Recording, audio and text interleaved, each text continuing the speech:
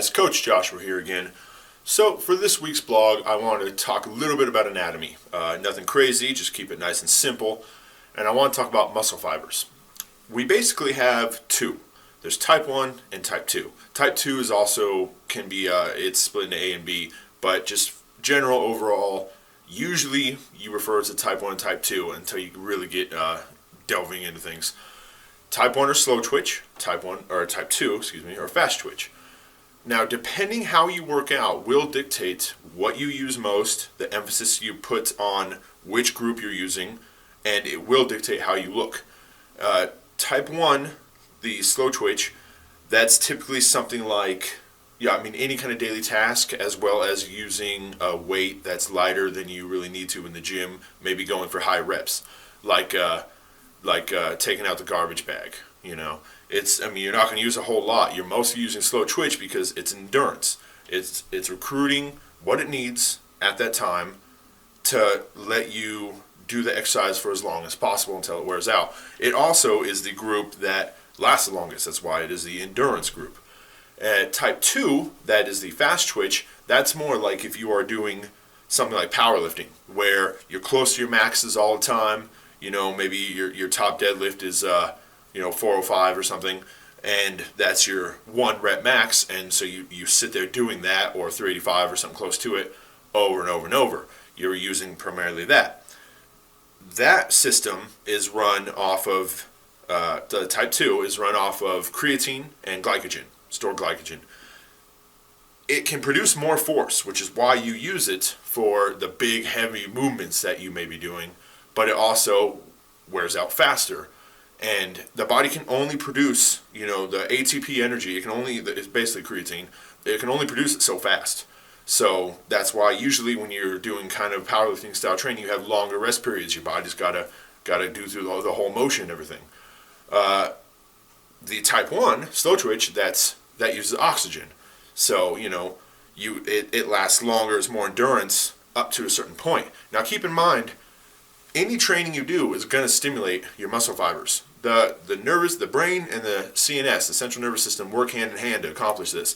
The brain tells the nervous system what to recruit, how much to recruit, when to do it, along with everything else. Those two things control our entire bodies. But I'm just talking about, weightlifting here. I kind of lost my track. What was I talking about? Central nervous system. They work hand in hand. It's going to tell your brain is going to tell your nervous system how many muscle fibers to recruit, which ones. Now, depending on what kind of style you're going for, obviously it's going to be either the type 1 or the type 2.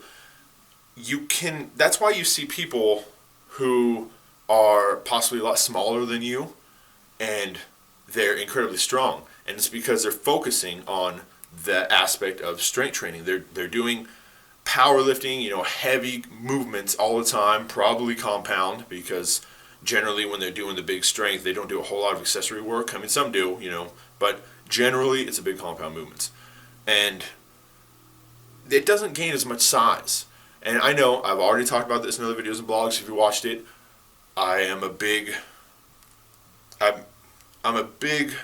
promoter of size and strength, not focusing on just one or the other. Does everyone want size? No. I do. Most of the people I know do, but does everyone? No. Some people just want to be strong. And if you want to be strong, you can focus on just the compound movements, work those type 2s, but they're only going to get so big. They have room to grow. You're going to get size no matter what. Don't get me wrong. But you can emphasize your training on type 1 or type 2, and it can help, dictate how your physique is going to end up looking.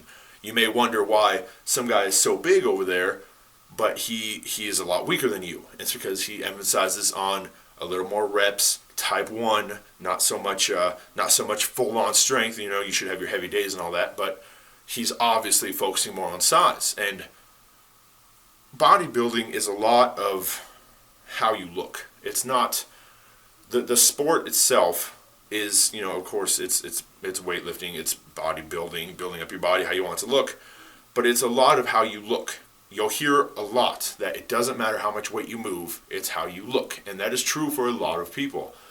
There's also a lot of people, mostly newbies in the gym and people who are just too egotistical, who just want to do ego lifting, and they do bad form and high weights that they can't really handle, all that kind of stuff.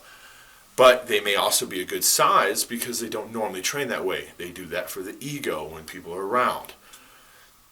That's why, and it also depends, of course, if you're natural or unnatural. That can change the entire game. So I'm not talking about that because I've never been unnatural, so I don't know enough about that subject.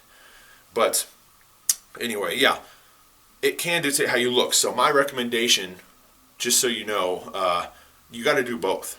You should have the heavy days, that's going to hit the type 2s. You should have the lighter days, higher reps. That's going to hit your type 1. That's going to build a nice overall physique of strength in accordance with size.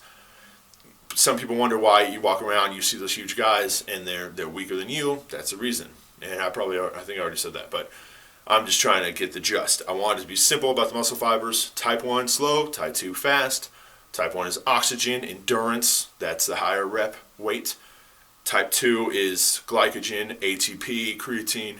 That is the lower reps, heavy weight. Depending on your nervous system, we don't all function the same. Some people have a much higher functioning central nervous system. It's just how they are. We all wish we were that lucky, but we're not. So some people can recruit more muscle fibers than someone else. And it's just how it is. You do a proper warm up, you get everything ready, you can definitely help your brain and central nervous system. You got to get everything in line, get everything working together. It's good. But you will only do so much. That's why some people, that's why we all look a little different. That's why we all function a little different. But yeah, that's it. I just want to go a little bit into muscle fibers, maybe help you dictate how you might want to train, depending if you think you're small but you're strong. Change it up a little bit. Don't do so much strength training. Full-on powerlifting strength training. I mean, never stop strength training. Never, ever. I don't know who would. I don't know how you could. I love it. I don't know. Most people I know. I mean, you get going, you see results.